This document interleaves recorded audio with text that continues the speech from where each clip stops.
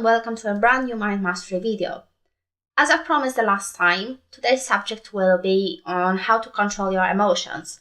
So very often emotions are perceived as our reactions to a particular situation, and many people believe that emotions are entirely separated from the rationality because they cloud our judgment, they cloud our perception, and we cannot really see the future, or we cannot really see the consequences of our actions. And I agree with that. However, I don't entirely agree that emotions are totally split from our rationality and logical approach, and that they are treated as something completely separated from the rest of our mind. But I'm going to go to that in a minute. So the common misconception about controlling your emotions is that you should stop feeling anything at all, that you should keep that poker face all the time, you should deny yourself feeling anything because it clouds your judgment and clouds your rationality. However, if we get the ability to not feel anything, I think our life will become quite dull because we will lose the ability to feel enthusiastic about things, we will lose the ability to laugh, to be spontaneous, to enjoy particular things. So we don't really want to go into that extreme either. So first of all, in order to understand how to control our emotions and how to reduce the negative effect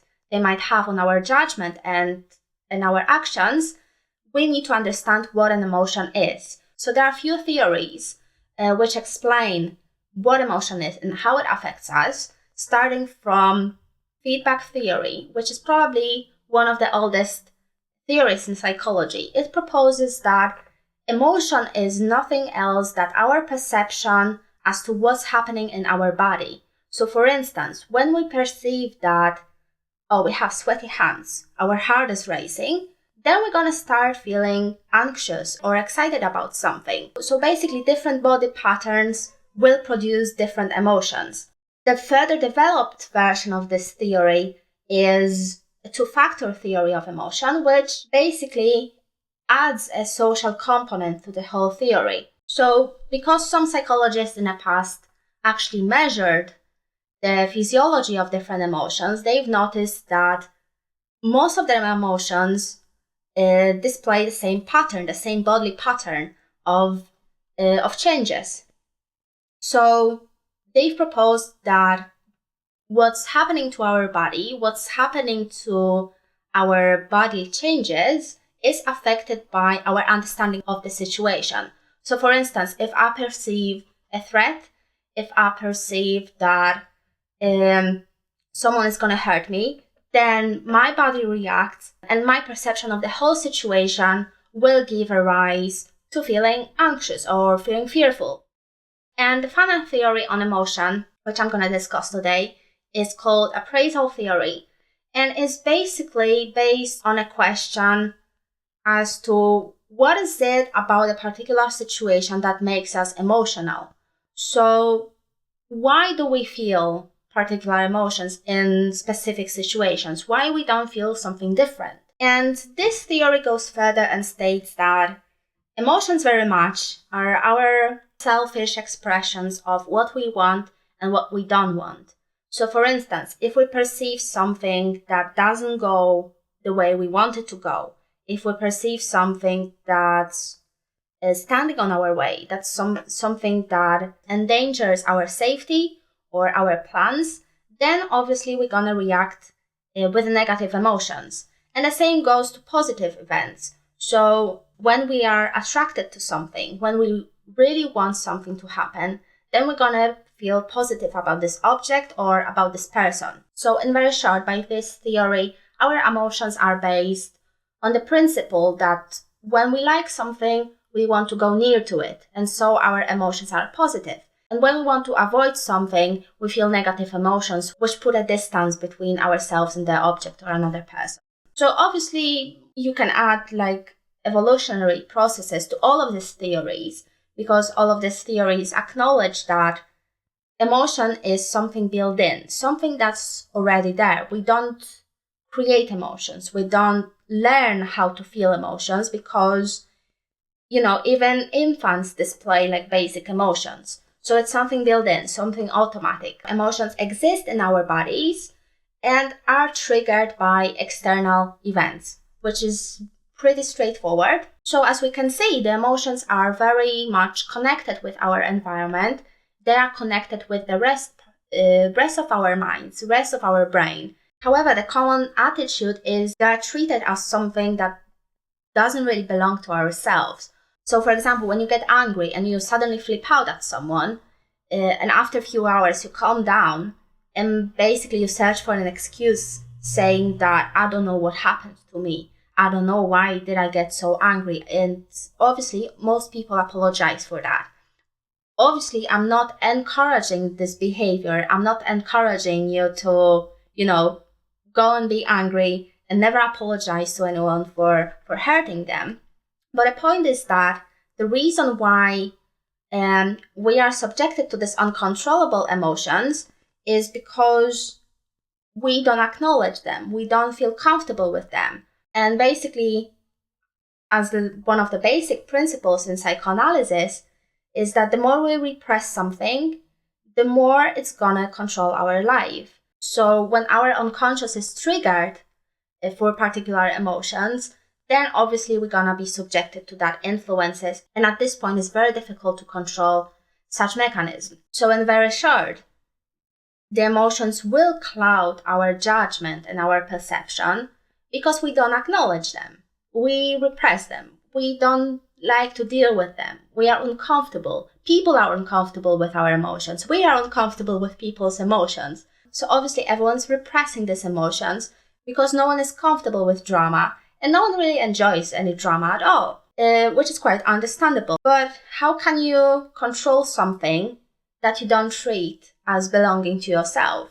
You cannot, because it's separated. You treat it as something separated from you. So for example, when people get depressed or very sad, what they search for is they look for medication, they look for treatment. They want this sadness to go away because it's not theirs.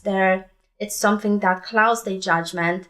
It's something that obstructs their plans and makes their life quite unpleasant and miserable. So the method of controlling our emotions is quite simple. The very first step that we should do is to actually acknowledge our emotions and start feeling comfortable with them. It's okay to feel sad. It's okay to feel angry. It's okay to feel anxious. It's something that makes us human. It doesn't mean that we have to express every single emotion. It doesn't mean that we have to, act on every single thing that we feel inside. But equally, it doesn't really mean that we have to entirely repress everything and deny the fact that we feel something during a particular situation. Now the question arises, what do we do with emotions? For instance, we might feel angry or sad during particular times, and the more we inhibit these emotions, the more we kind of deny ourselves an expression of these emotions, the more we repress them. And obviously this is gonna accumulate in our unconscious, and at some point we're gonna explode and flip out on another person or fall into a depression or something like that. So the question is, what do we do with these emotions? Well, as I've mentioned before, the very first step is to acknowledge what do we feel, why do we feel in a particular way, and although you might not like it, the good question is, how much does this emotion relate to our selfish motivations and selfish needs to have our way? Because as I've mentioned before about the appraisal theory, much of our emotions, if not all of them, are related to our selfish motivations. So the moment we acknowledge our emotion and we understand it, where it's coming from, why it got triggered, it's much easier to, keep our rational mind open while at the same time feeling the particular emotion without entirely repressing it or entirely inhibiting it. So basically it could be compared to, as a balance. From one side, you have this rational part of your mind, and from another side, you have your emotional part of your mind. The moment your rational mind entirely takes over, you repress your emotions.